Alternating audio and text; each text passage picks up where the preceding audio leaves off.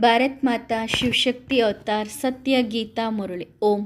ಪಿತಾಶ್ರೀ ಶಿವ ಬಾಬಾರವರ ನೆನಪಿದೆಯೇ? ಮುರಳಿಯ ದಿನಾಂಕ 12/1/2026. ಪ್ರಾತಃ class. Revise course 4/9/1968. ಓಂ ನಮಃ ಶಿವಾಯ. ಮಧುರ ಮಕ್ಕಳೇ, ನೀವು ಬೇರೆ ಯಾವುದೇ ಮಂದಿರಕ್ಕೆ ಹೋದರೂ ಅಲ್ಲಿ ಎಲ್ಲರಿಗೂ ಶರೀರವಿದೆ. ಶಿವನಿಗೆ ಮಾತ್ರ ಶರೀರವಿಲ್ಲ. ಅವರನ್ನು ಪರಮಪಿತ ಎಂದು ಕರೆಯುತ್ತಾರೆ. ಉಳಿದವರೆಲ್ಲರನ್ನು ದೇವತೆಗಳೆಂದು ಕರೆಯುತ್ತಾರೆ. ಓಂ ನಮಃ ಶಿವಾಯ. ಆತ್ಮಿಕ ತಂದೆ ಆತ್ಮಿಕ ಮಕ್ಕಳೊಂದಿಗೆ ಆತ್ಮಿಕ ಸಂಭಾಷಣೆ ಮಾಡುತ್ತಾರೆ. ಆತ್ಮಗಳ ಬಳಿ ಕೇಳುತ್ತಾರೆ, ಏಕೆಂದರೆ ಇದು ಹೊಸ ಜ್ಞಾನವಾಗಿದೆ ಅಲ್ಲವೇ? ಮನುಷ್ಯರಿಂದ ದೇವತೆಯಾಗುವ ಈ ಹೊಸ ಜ್ಞಾನ ಅಥವಾ ಶಿಕ್ಷಣವಾಗಿದೆ. ಯಾರು ನಿಮಗೆ ಓದಿಸುತ್ತಾರೆ? ಮಕ್ಕಳಿಗೆ ಗೊತ್ತಿದೆ, ಆತ್ಮಿಕ ತಂದೆ ನಮಗೆ ಬ್ರಹ್ಮನ ಮೂಲಕ ಓದಿಸುತ್ತಾರೆ. ಇದನ್ನು ಮರೆಯಬಾರದು. ಅವರು ತಂದೆಯಾಗಿದ್ದಾರೆ, ನಂತರ ಓದಿಸುತ್ತಾರೆ ಕೂಡ. ಹಾಗಾಗಿ ಭಗವಂತ ಶಿಕ್ಷಕರೂ ಆದರೂ ನಾವು ಓದುತ್ತಿರುವುದೇ ಹೊಸ ಪ್ರಪಂಚಕ್ಕಾಗಿ ಎಂದು ನೀವು ಮಕ್ಕಳಿಗೆ ಗೊತ್ತಿದೆ. ಪ್ರತಿಯೊಂದು ಮಾತಿನಲ್ಲಿ ನಿಶ್ಚಯವಿರಬೇಕು. ಹೊಸ ಪ್ರಪಂಚಕ್ಕಾಗಿ ಓದಿಸುವವರು ತಂದೆಯೊಬ್ಬರೇ ಆಗಿದ್ದಾರೆ. ಮುಖ್ಯ ವಿಷಯವೆಂದರೆ ತಂದೆ ನಮಗೆ ಬ್ರಹ್ಮನ ಮೂಲಕ ಈ ಶಿಕ್ಷಣ ಕೊಡುತ್ತಾರೆ. ಯಾರ ಮೂಲಕವಾದರೂ ಕೊಡಲೇಬೇಕಲ್ಲವೇ? ಭಗವಂತ ಬ್ರಹ್ಮನ ಮೂಲಕ ರಾಜಯೋಗ ಕಲಿಸುತ್ತಾರೆ ಅಥವಾ ಬ್ರಹ್ಮನ ಮೂಲಕ ಆದಿ ಸನಾತನ ದೇವಿ ದೇವತಾ ಧರ್ಮದ ಸ್ಥಾಪನೆ ಮಾಡಿಸುತ್ತಾರೆ ಎಂದು ಗಾಯನವಿದೆ. ಆ ಧರ್ಮ ಈಗ ಇಲ್ಲ. ಇದು ಕಲಿಯುಗವಾಗಿದೆ. ಆದ್ದರಿಂದ ಸ್ವರ್ಗದ ಸ್ಥಾಪನೆ ನಡೆಯುತ್ತಿದೆ ಎಂದು ಸಿದ್ಧವಾಗುತ್ತದೆ. ಸ್ವರ್ಗದಲ್ಲಿ ಅವಶ್ಯವಾಗಿ ಆದಿ ಸನಾತನ ದೇವಿ ದೇವತಾ ಧರ್ಮದವರೇ ಇರುತ್ತಾರೆ. ಬೇರೆ ಯಾರೂ ಇರುವುದಿಲ್ಲ. ಈಗಿರುವ ಇಷ್ಟೊಂದು ಧರ್ಮಗಳು ಅಲ್ಲಿ ಇರುವುದಿಲ್ಲ, ಅಂದರೆ ವಿನಾಶವಾಗುತ್ತವೆ. ಏಕೆಂದರೆ ಸತ್ಯಯುಗದಲ್ಲಿ ಬೇರೆ ಯಾವುದೇ ಧರ್ಮ ಇರಲಿಲ್ಲ. ಈ ವಿಷಯಗಳು ನೀವು ಮಕ್ಕಳ ಬುದ್ಧಿಯಲ್ಲಿಯೇ ಇದೆ. ಈಗ ಅನೇಕ ಧರ್ಮಗಳಿವೆ. ಈಗ ಮತ್ತೆ ತಂದೆ ನಮ್ಮನ್ನು ಮನುಷ್ಯರಿಂದ ದೇವತೆಯನ್ನಾಗಿ ಮಾಡುತ್ತಿದ್ದಾರೆ. ಏಕೆಂದರೆ ಇದು ಸಂಗಮ ಯುಗವಾಗಿದೆ. ಇದು ಅರ್ಥ ಮಾಡಿಸುವಂತಹ ಬಹಳ ಸುಲಭವಾದ ವಿಷಯವಾಗಿದೆ. ತ್ರಿಮೂರ್ತಿ ಚಿತ್ರದಲ್ಲಿಯೂ ಬ್ರಹ್ಮನ ಮೂಲಕ ಸ್ಥಾಪನೆ ಎಂದು ತೋರಿಸುತ್ತಾರೆ. ಯಾವುದರ ಸ್ಥಾಪನೆ? ಸ್ಥಾಪನೆಯಂತೂ ಅವಶ್ಯವಾಗಿ ಹೊಸ ಪ್ರಪಂಚದ ಸ್ಥಾಪನೆಯೇ ಆಗಿರುತ್ತದೆ. ಹಳೆಯದರ ಸ್ಥಾಪನೆ ಆಗುವುದಿಲ್ಲ. ಮಕ್ಕಳಿಗೆ ಈ ನಿಶ್ಚಯವಿದೆ. ಹೊಸ ಪ್ರಪಂಚದಲ್ಲಿ ದೈವಿ ಗುಣವುಳ್ಳ ದೇವತೆಗಳೇ ಇರುತ್ತಾರೆ. ಆದ್ದರಿಂದ ಈಗ ನಾವು ಕೂಡ ಗೃಹಸ್ಥ ವ್ಯವಹಾರದಲ್ಲಿ ಇದ್ದುಕೊಂಡೇ ದೈವಿ ಗುಣಗಳನ್ನು ಧಾರಣೆ ಮಾಡಿಕೊಳ್ಳಬೇಕು. ಮೊದಲನೆಯದಾಗಿ ಕಾಮದ ಮೇಲೆ ವಿಜಯ ಸಾಧಿಸಿ ನಿರ್ವಿಕಾರಿ ಆಗಬೇಕು. ಈ ದೇವತೆಗಳ ಮುಂದೆ ಹೋಗಿ ಹೇಳುತ್ತಿದ್ದೆವು, ನೀವು ಸರ್ವಗುಣ ಸಂಪನ್ನರು, ಸಂಪೂರ್ಣ ನಿರ್ವಿಕಾರಿಗಳು. ನಾವು ವಿಕಾರಿಗಳು. ತಮ್ಮನ್ನು ವಿಕಾರಿ ಎಂದು ಭಾವಿಸುತ್ತಿದ್ದೆವು, ಏಕೆಂದರೆ ವಿಕಾರಗಳಲ್ಲಿ ಹೋಗುತ್ತೇವೆ. ಈಗ ತಂದೆ ಹೇಳುತ್ತಾರೆ, ನೀವು ಕೂಡ ದೇವತೆಗಳಂತೆ ನಿರ್ವಿಕಾರಿಗಳಾಗಬೇಕು. ದೈವಿ ಗುಣಗಳನ್ನು ಧಾರಣೆ ಮಾಡಿಕೊಳ್ಳಬೇಕು. ಕಾಮ, ಕ್ರೋಧ, ಲೋಭ, ಮೋಹ ಎಂಬ ಈ ವಿಕಾರಗಳಿದ್ದರೆ ಅವರನ್ನು ದೈವಿ ಗುಣದವರು ಎಂದು ಕರೆಯುವುದಿಲ್ಲ. ವಿಕಾರಗಳಲ್ಲಿ ಹೋಗುವುದು, ಕೋಪ ಮಾಡಿಕೊಳ್ಳುವುದು ಅಸುರಿ ಗುಣವಾಗಿದೆ.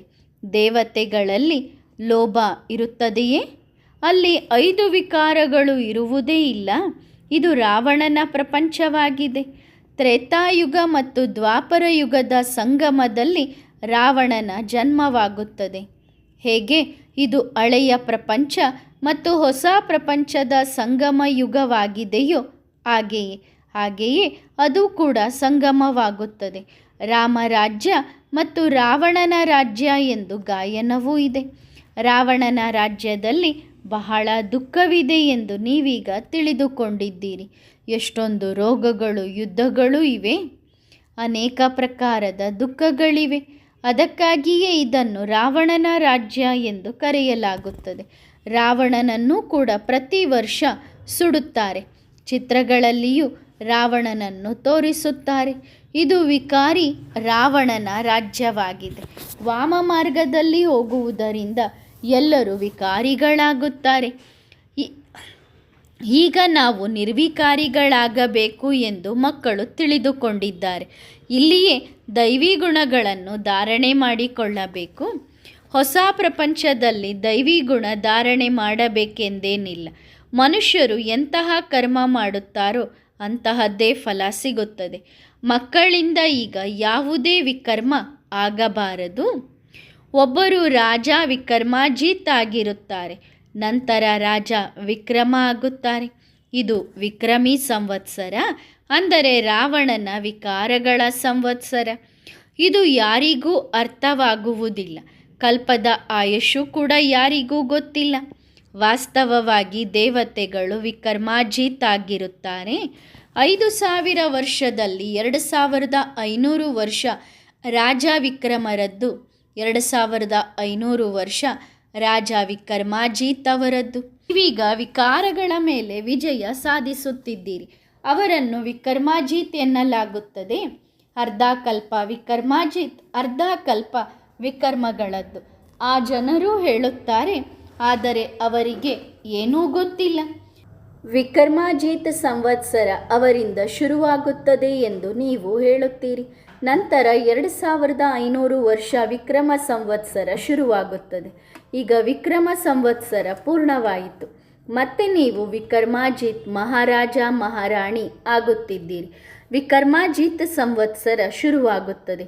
ಇದೆಲ್ಲವೂ ನೀವು ಮಕ್ಕಳಿಗೆ ಮಾತ್ರ ಗೊತ್ತಿದೆ. ನಿಮಗೆ ಹೇಳುತ್ತಾರೆ, ಬ್ರಹ್ಮನನ್ನು ಏಕೆ ಕೂರಿಸಿದ್ದೀರಿ? ಅರೆ, ಅವರೊಂದಿಗೆ ನಿಮಗೇನು ಕೆಲಸವಿದೆ?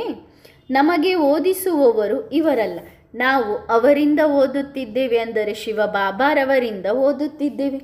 ಇವರು ಕೂಡ ಅವರಿಂದ ಓದುತ್ತಾರೆ. ಓದಿಸುವವರು ಜ್ಞಾನ ಸಾಗರನಲ್ಲವೇ?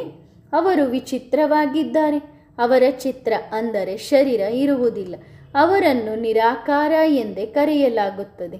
ಅತ್ಯಂತ ಎತ್ತರವಾದ ಅಂದರೆ ಶ್ರೇಷ್ಠಾತಿ ಶ್ರೇಷ್ಠ ಭಗವಂತ ಆಗಿದ್ದಾರೆ. ಅವರು ಸದಾ ನಿರಾಕಾರ. ಅಲ್ಲಿ ಎಲ್ಲ ನಿರಾಕಾರಿ ಆತ್ಮಗಳೇ ಇರುತ್ತವೆ. ಪರಮಪಿತ ಪರಮಾತ್ಮನನ್ನು ಎಲ್ಲರೂ ನೆನಪು ಮಾಡುತ್ತಾರೆ. ಅವರು ಆತ್ಮಗಳ ತಂದೆ. ಲೌಕಿಕ ತಂದೆಗೆ ಪರಮ ಎಂಬ ಅಕ್ಷರವನ್ನು ಬಳಸುವುದಿಲ್ಲ. ಇದೆಲ್ಲ ಅರ್ಥ ಮಾಡಿಕೊಳ್ಳುವ ವಿಷಯವಾಗಿದೆ. ಶಾಲೆಯ ವಿದ್ಯಾರ್ಥಿಗಳು ಶಿಕ್ಷಣದ ಕಡೆಗೆ ಗಮನ ಕೊಡುತ್ತಾರೆ. ಎಲ್ಲಿಯವರೆಗೆ ಎಂದರೆ ತೇರ್ಗಡೆಯಾಗುವವರೆಗೆ ಶಿಕ್ಷಣದ ಕಡೆಗೆ ಗಮನ ಕೊಡುತ್ತಾರೆ. ಮುಂದೆ ವಕೀಲಾದರು, ಅಲ್ಲಿಗೆ ಓದುವುದು ಮುಗಿಯಿತು. ವಕೀಲ ಆದ ನಂತರ ಮತ್ತೆ ಯಾರಾದರೂ ಆ ಶಿಕ್ಷಣವನ್ನು ಓದುತ್ತಾರೆಯೇ? ಇಲ್ಲ, ಶಿಕ್ಷಣ ಪೂರ್ಣವಾಗುತ್ತದೆ. ನೀವು ಕೂಡ ದೇವಿ ದೇವತೆಗಳಾದಿರಿ ಅಂದರೆ ನಂತರ ನಮಗೆ ಈ ಶಿಕ್ಷಣದ ಅಗತ್ಯ ಇರುವುದಿಲ್ಲ. 1250 ವರ್ಷ ದೇವಿ ದೇವತೆಗಳ ರಾಜ್ಯ ನಡೆಯುತ್ತದೆ. ಈ ವಿಷಯ ಮಕ್ಕಳಿಗೆ ಮಾತ್ರ ಗೊತ್ತಿದೆ. ತಂದೆ ನಿಮಗೆ ಅರ್ಥ ಮಾಡಿಸುತ್ತಾರೆ. ನೀವು ಮತ್ತೆ ಬೇರೆಯವರಿಗೆ ಅರ್ಥ ಮಾಡಿಸಬೇಕಾಗುತ್ತದೆ. ಇದರ ಕಡೆಗೂ ಗಮನವಿರಬೇಕು. ಅನ್ಯರಿಗೆ ಓದಿಸದಿದ್ದರೆ ಟೀಚರ್ ಆಗುವುದು ಹೇಗೆ? ನೀವೆಲ್ಲರೂ ಟೀಚರ್ಸ್ ಆಗಿದ್ದೀರಿ. ಟೀಚರ್ಸ್ನ ಮಕ್ಕಳಲ್ಲವೇ? ಹಾಗಾಗಿ ನೀವು ಕೂಡ ಟೀಚರ್ ಆಗಬೇಕು. ಓದಿಸುವುದಕ್ಕಾಗಿ ಎಷ್ಟು ಜನ ಟೀಚರ್ಸ್ ಬೇಕು? ಹೇಗೆ ತಂದೆ ಟೀಚರ್ ಸದ್ಗುರು ಆಗಿದ್ದಾರೋ ಹಾಗೆ ನೀವು ಕೂಡ ಟೀಚರ್ ಆಗಿದ್ದೀರಿ. ಸದ್ಗುರುವಿನ ಮಕ್ಕಳು ಕೂಡ ಸತ್ಯ. ಅವರು ಸದ್ಗುರು ಅಲ್ಲ. ಲೌಕಿಕದಲ್ಲಿ ಯಾರು ಟೀಚರ್ ಎಂದು ಹೇಳಿಕೊಳ್ಳುತ್ತಾರೆ ಅವರು ಸದ್ಗುರು ಅಲ್ಲ. ಅವರು ಗುರುವಿನ ಮಕ್ಕಳು. ಗುರು ಸತ್ಯ ಎಂದರೆ ಸತ್ಯ. ಭಾರತವನ್ನು ಸತ್ಯ ಖಂಡ ಎಂದು ಕರೆಯಲಾಗುತ್ತದೆ. ಈಗ ಇದು ಕಸದ ಖಂಡ ಆಗಿದೆ. ಅಂದರೆ ಏನೆಲ್ಲ ಕಸದ ವಿಚಾರಗಳು ಬುದ್ಧಿಯಲ್ಲಿ ಇದೆ. ಸತ್ಯಖಂಡವನ್ನು ತಂದೆಯೇ ಸ್ಥಾಪನೆ ಮಾಡುತ್ತಾರೆ. ಅವರೇ ನಿಜವಾದ ಶಿವಬಾಬಾ. ಸತ್ಯವಾದ ತಂದೆ ಬಂದಾಗಲೂ ಬಹಳಷ್ಟು ಜನ ಹೊರಟು ಹೋಗುತ್ತಾರೆ. ದೋಣಿ ತೂಗಾಡಬಹುದು, ಅಲುಗಾಡಬಹುದು, ಆದರೆ ಮುಳುಗುವುದಿಲ್ಲ ಎಂಬ ಗಾಯನವಿದೆ. ಮಾಯೆಯ ಬಿರುಗಾಳಿಗಳು ಬಹಳಷ್ಟು ಬರುತ್ತವೆ ಎಂದು ಮಕ್ಕಳಿಗೆ ತಿಳಿಸಲಾಗುತ್ತದೆ. ಅವುಗಳಿಗೆ ಹೆದರಬಾರದು. ಮಾಯೆಯ ಬಿರುಗಾಳಿಗಳು ಬರುತ್ತವೆ ಎಂದು ಸನ್ಯಾಸಿಗಳು ಎಂದೂ ನಿಮಗೆ ಹೇಳುವುದಿಲ್ಲ. ದೋಣಿಯನ್ನು ದಡಕ್ಕೆ ಎಲ್ಲಿಗೆ ಕರೆದೊಯ್ಯುತ್ತಾರೆ ಎಂದು ಅವರಿಗೆ ಗೊತ್ತಿಲ್ಲ. ಅಜ್ಞಾನದ ಘೋರ ಕತ್ತಲೆಯಲ್ಲಿ ಇದ್ದಾರೆ ಅಲ್ಲವೇ? ಭಕ್ತಿಯೇ ಅಜ್ಞಾನವಾಗಿದೆ. ಭಕ್ತಿಯಿಂದ ಸದ್ಗತಿ ಸಿಗುವುದಿಲ್ಲ, ಜ್ಞಾನದಿಂದ ಸದ್ಗತಿ ಸಿಗುತ್ತದೆ. ಹಾಗಾದರೆ ದುರ್ಗತಿ ಯಾವುದರಿಂದ ಆಗುತ್ತದೆ? ಭಕ್ತಿಯಿಂದ ಕೆಳಗೆ ಇಳಿಯುತ್ತಲೇ ಇರುತ್ತಾರೆ. ಭಗವಂತ ಬಂದು ಭಕ್ತರಿಗೆ ಭಕ್ತಿಯ ಫಲ ಕೊಡುತ್ತಾರೆ ಎಂದು ಹೇಳುತ್ತಾರೆ. ಭಕ್ತಿ ಅವಶ್ಯವಾಗಿ ಮಾಡಬೇಕು, ಸರಿ ತಾನೆ? ಹಾಗಾದರೆ ಭಗವಂತ ಬಂದು ಭಕ್ತಿಯ ಫಲ ಏನು ಕೊಡುತ್ತಾರೆ? ಅವಶ್ಯವಾಗಿ ಸದ್ಗತಿ ಕೊಡುತ್ತಾರೆ. ಹಾಗಾದರೆ ಇದರರ್ಥ ಭಕ್ತಿಯಿಂದ ದುರ್ಗತಿ ಆಯಿತಲ್ಲವೇ? ಅದಕ್ಕೆ ಭಗವಂತ ಬಂದು ಸದ್ಗತಿ ಕೊಡಬೇಕಾಯಿತು. ಭಕ್ತಿಯ ಫಲವನ್ನು ಭಗವಂತನೇ ಬಂದು ಕೊಡುತ್ತಾರೆ ಎಂದು ಸರಿ ಇದೆ. ಆದರೆ ಯಾವಾಗ, ಹೇಗೆ ಕೊಡುತ್ತಾರೆ ಎಂದು ಗೊತ್ತಿಲ್ಲ. ಭಕ್ತಿ ಯಾವಾಗಿನಿಂದ ಪ್ರಾರಂಭವಾಯಿತು, ಭಕ್ತಿ ಎಷ್ಟು ಸಮಯ ನಡೆಯುತ್ತದೆ ಎಂದು ಏನೂ ಗೊತ್ತಿಲ್ಲ. ನೀವು ಯಾರಿಗಾದರೂ ಕೇಳಿದರೆ ಇದು ಅನಾದಿಯಿಂದ ನಡೆದು ಬಂದಿದೆ ಎನ್ನುತ್ತಾರೆ. ಪರಂಪರೆಯಿಂದ ನಡೆದು ಬಂದಿದೆ. ಏಕೆಂದರೆ ಕಲ್ಪದ ಆಯುಷನ್ನೇ ಲಕ್ಷಾಂತರ ವರ್ಷ ಎಂದು ಹೇಳುತ್ತಾರೆ. ಹಾಗಾಗಿ ಎಲ್ಲದಕ್ಕೂ ಪರಂಪರೆಯಿಂದ ನಡೆದು ಬಂದಿದೆ ಎನ್ನುತ್ತಾರೆ. ಶಾಸ್ತ್ರಗಳನ್ನು ಯಾವಾಗಿನಿಂದ ಕೇಳಿದ್ದೀರಿ? ಯಾವಾಗಿನಿಂದ ಓದುತ್ತಿದ್ದೀರಿ? ರಾವಣನನ್ನು ಯಾವಾಗಿನಿಂದ ಸುಡಲು ಪ್ರಾರಂಭಿಸಿದಿರಿ ಎಂದು ಹೇಳಿ? ಪರಂಪರೆಯಿಂದ ಎಂದು ಎನ್ನುತ್ತಾರೆ. ಯಾರಿಗೂ ಗೊತ್ತಿಲ್ಲ. ನಿಮಗೀಗ ಗೊತ್ತಾಗಿದೆ ಅಲ್ಲವೇ? ಅರ್ಥ ಮಾಡಿಕೊಳ್ಳುವುದರಲ್ಲಿಯೂ ಎಷ್ಟೊಂದು ವ್ಯತ್ಯಾಸವಿದೆ. ಭಕ್ತಿ ಮಾರ್ಗದಲ್ಲಿ ಮನುಷ್ಯರು ಎಷ್ಟು ದುಃಖಿಗಳಾಗುತ್ತಿದ್ದಾರೆ, ಸಂಪೂರ್ಣವಾಗಿ ಬರಡಾದಂತೆ ಆಗುತ್ತಾರೆ. ಇವರ ಜ್ಞಾನ ಯಾವುದೋ ಹೊಸದಾಗಿದೆ ಎಂದು ತಿಳಿದುಕೊಳ್ಳುತ್ತಾರೆ. ಯಾರು ಕಲ್ಪದ ಹಿಂದೆ ಅರ್ಥ ಮಾಡಿಕೊಂಡಿದ್ದಾರೋ ಅವರು ತಕ್ಷಣ ಅರ್ಥ ಮಾಡಿಕೊಳ್ಳುತ್ತಾರೆ. ಬ್ರಹ್ಮನ ಮಾತನ್ನಂತೂ ಬಿಡಿ, ಶಿವಬಾಬನ ಜನ್ಮ ಅಂತೂ ಇದೆ ಅಲ್ಲವೇ? ಅದನ್ನೇ ಶಿವರಾತ್ರಿ ಎನ್ನುತ್ತಾರೆ. ನನ್ನ ಜನ್ಮ ದಿವ್ಯ ಮತ್ತು ಅಲೌಕಿಕವಾಗಿದೆ ಎಂದು ತಂದೆ ತಿಳಿಸುತ್ತಾರೆ. ಪ್ರಕೃತಿಯ ಮನುಷ್ಯರಂತೆ ನಾನು ಜನ್ಮ ತೆಗೆದುಕೊಳ್ಳುವುದಿಲ್ಲ. ಏಕೆಂದರೆ ಅವರೆಲ್ಲರೂ ಗರ್ಭದಲ್ಲಿ ಜನ್ಮ ತೆಗೆದುಕೊಳ್ಳುತ್ತಾರೆ, ಶರೀರಧಾರಿಗಳಾಗುತ್ತಾರೆ. ನಾನು ಗರ್ಭದಲ್ಲಿ ಪ್ರವೇಶ ಮಾಡುವುದಿಲ್ಲ. ಈ ಜ್ಞಾನವನ್ನು ಜ್ಞಾನಸಾಗರನಾದ ಪರಮಪಿತ ಪರಮಾತ್ಮನ ಹೊರತು ಬೇರೆ ಯಾರೂ ಕೊಡಲು ಸಾಧ್ಯವಿಲ್ಲ. ಜ್ಞಾನಸಾಗರ ಎಂದು ಯಾವುದೇ ಮನುಷ್ಯರಿಗೆ ಕರೆಯಲಾಗುವುದಿಲ್ಲ. ಈ ಮಹಿಮೆಯೆಲ್ಲ ನಿರಾಕಾರನದ್ದಾಗಿದೆ. ನಿರಾಕಾರ ತಂದೆ ಬಂದು ಆತ್ಮಗಳಿಗೆ ಓದಿಸುತ್ತಾರೆ. ನೀವೆಲ್ಲರೂ ಪಾತ್ರವನ್ನು ಹೇಗೆ ಅಭಿನಯಿಸುತ್ತೀರಿ ಎಂಬುದನ್ನು ತಂದೆಯೇ ತಿಳಿಸುತ್ತಾರೆ. ನೀವು ರಾವಣನ ರಾಜ್ಯದಲ್ಲಿ ಪಾತ್ರ ಅಭಿನಯಿಸುತ್ತಾ ದೇಹಾಭಿಮಾನಿಗಳಾಗಿ ಬಿಟ್ಟಿದ್ದೀರಿ. ಆತ್ಮವೇ ಎಲ್ಲವನ್ನೂ ಮಾಡುತ್ತದೆ ಎಂಬ ಆ ಜ್ಞಾನ ಬುದ್ಧಿಯಿಂದ ಹಾರಿ ಹೋಗಿದೆ. ಇದು ಕರ್ಮೇಂದ್ರಿಯಗಳು ಅಲ್ಲವೇ? ನಾನು ಆತ್ಮನಾಗಿದ್ದೇನೆ ಅಂದರೆ ಇದು ನನ್ನ ಶರೀರದ ಕರ್ಮೇಂದ್ರಿಯಗಳು. ಆದರೆ ನಾನು ಆತ್ಮ ಆಗಿದ್ದೇನೆ. ಈ ಕರ್ಮೇಂದ್ರಿಯಗಳಿಂದ ನಾನು ಆತ್ಮ ಕರ್ಮ ಮಾಡಿಸಲಿ ಅಥವಾ ಮಾಡಿಸದೇ ಇರಲಿ. ನಿರಾಕಾರಿ ಪ್ರಪಂಚದಲ್ಲಿ ನಾವು ಶರೀರರಹಿತವಾಗಿ ಕುಳಿತಿರುತ್ತೇವೆ. ಈಗ ನೀವು ನಿಮ್ಮ ಮನೆಯ ಬಗ್ಗೆ ತಿಳಿದುಕೊಂಡಿದ್ದೀರಿ. ಆ ಜನರು ಮನೆಯನ್ನೇ ಈಶ್ವರ ಎಂದು ತಿಳಿದುಕೊಳ್ಳುತ್ತಾರೆ. ಬ್ರಹ್ಮಜ್ಞಾನಿ ತತ್ವಜ್ಞಾನಿ ಅಲ್ಲವೇ? ತತ್ವವನ್ನು, ಬ್ರಹ್ಮಾಂಡವನ್ನು ಈಶ್ವರ ಎಂದುಕೊಳ್ಳುತ್ತಾರೆ. ಆದರೂ ನಾವು ಬ್ರಹ್ಮಾಂಡದಲ್ಲಿ ಲೀನವಾಗೋಣ ಎನ್ನುತ್ತಾರೆ. ಬ್ರಹ್ಮಾಂಡದಲ್ಲಿ ನಿವಾಸ ಮಾಡುತ್ತೇವೆ ಎಂದರೆ ಈಶ್ವರನೇ ಬೇರೆಯಾದರೂ ಬ್ರಹ್ಮಾಂಡವೇ ಬೇರೆ. ಆದರೆ ಅವರು ಬ್ರಹ್ಮಾಂಡವನ್ನೇ ಭಗವಂತ ಎಂದು ಹೇಳುತ್ತಾರೆ. ಅಹಂ ಬ್ರಹ್ಮಾಸ್ಮಿ ಎಂದು ಹೇಳುತ್ತಾರೆ. ಇದು ಕೂಡ ಡ್ರಾಮಾದಲ್ಲಿ ನಿಗದಿಯಾಗಿದೆ. ತಂದೆಯನ್ನೂ ಕೂಡ ಮರೆತು ಬಿಡುತ್ತಾರೆ. ವಿಶ್ವದ ಮಾಲೀಕರನ್ನಾಗಿ ಮಾಡುವ ತಂದೆಯನ್ನು ನೆನಪು ಮಾಡಬೇಕಲ್ಲವೇ? ಏಕೆಂದರೆ ಅವರೇ ಸ್ವರ್ಗವನ್ನು ರಚಿಸುವವರಾಗಿದ್ದಾರೆ. ಈಗ ನೀವು ಪುರುಷೋತ್ತಮ ಸಂಗಮಯುಗಿ ಬ್ರಾಹ್ಮಣರಾಗಿದ್ದೀರಿ. ನೀವು ಉತ್ತಮ ಪುರುಷರಾಗುತ್ತೀರಿ. ಕನಿಷ್ಠ ಪುರುಷರು ಉತ್ತಮ ಪುರುಷರ ಮುಂದೆ ಅಂದರೆ ಶ್ರೇಷ್ಠ ದೇವತೆಗಳ ಮುಂದೆ ಹೋಗಿ ತಲೆಬಾಗುತ್ತಾರೆ, ಮಹಿಮೆ ಮಾಡುತ್ತಾರೆ. ದೇವತೆಗಳ ಮಂದಿರಕ್ಕೆ ಹೋಗಿ ಎಷ್ಟೊಂದು ಮಹಿಮೆ ಮಾಡುತ್ತಾರೆ. ನಾವೇ ದೇವತೆಗಳಾಗುತ್ತೇವೆ ಎಂದು ಈಗ ನಿಮಗೆ ಗೊತ್ತಿದೆ. ಇದು ಬಹಳ ಸಹಜವಾದ ವಿಷಯವಾಗಿದೆ. ಪಲ್ಟಿ ಹೊಡೆಯುವ ಆಟ ಆಗಿದೆ. ವಿರಾಟ ರೂಪದ ಬಗ್ಗೆಯೂ ತಿಳಿಸಲಾಗಿದೆ. ವಿರಾಟದ ಚಕ್ರ ಇದೆಯಲ್ಲವೇ, ಅವರು ಬ್ರಾಹ್ಮಣರು, ದೇವತೆ ಎಂದು ಸುಮ್ಮನೆ ಗಾಯನ ಮಾಡುತ್ತಾರೆ. ಈ ಸೃಷ್ಟಿ ಚಕ್ರವು ಅನಾದಿಯಾಗಿ ತಿರುಗುತ್ತಲೇ ಇರುತ್ತದೆ. ಸತ್ಯಯುಗದಲ್ಲಿ ದೇವತೆಗಳು ಇಷ್ಟು ವರ್ಷ, ನಂತರ ಚಂದ್ರವಂಶಿಗಳು ಇಷ್ಟು ವರ್ಷ. ಇದು ಅರ್ಥವಾಗುತ್ತದೆ ಅಲ್ಲವೇ? ಈ ಲಕ್ಷ್ಮೀನಾರಾಯಣರ ಚಿತ್ರಗಳೂ ಇವೆ. ತಂದೆ ಬಂದು ಎಲ್ಲರನ್ನೂ ಸರಿಪಡಿಸುತ್ತಾರೆ, ನಿಮ್ಮನ್ನೂ ಕೂಡ ಸರಿಪಡಿಸುತ್ತಿದ್ದಾರೆ. ಏಕೆಂದರೆ ಭಕ್ತಿ ಮಾರ್ಗದಲ್ಲಿ ಜನ್ಮ ಜನ್ಮಾಂತರದಿಂದ ನೀವು ಏನೆಲ್ಲ ಮಾಡಿಕೊಂಡು ಬಂದಿದ್ದೀರೋ ಅವೆಲ್ಲವೂ ತಪ್ಪು. ಆದ ಕಾರಣ ನೀವು ತಮೋಪ್ರಧಾನರಾಗಿದ್ದೀರಿ. ಭಕ್ತಿ ಮಾರ್ಗದಲ್ಲಿ ಪ್ರತಿಯೊಂದು ವಿಷಯವೂ ತಪ್ಪಾಗಿದೆ. ತಪ್ಪು ವಿಷಯದ ಫಲವನ್ನು ಸರಿಯಾದ ತಂದೆಯೇ ಬಂದು ಕೊಡುತ್ತಾರೆ. ಈಗ ಇರುವುದೇ ಅಧರ್ಮದ ಪ್ರಪಂಚ. ಇದರಲ್ಲಿ ದುಃಖವೇ ದುಃಖವಿದೆ.